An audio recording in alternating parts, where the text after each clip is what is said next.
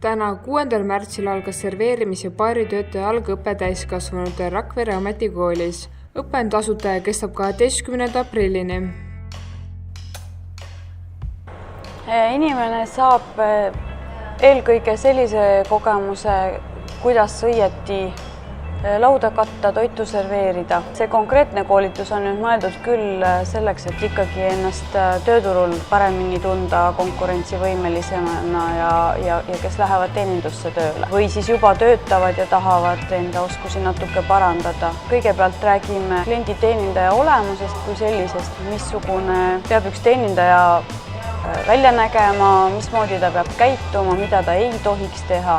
Eelnevat kogemust olema ei pea. Väga hea on, kui on see kogemus ja väga hea on, kui meil tulevad sellised osalejad, kes töötavadki praegusel hetkel kusagil teeninduses ja või siis plaanivad sinna minna.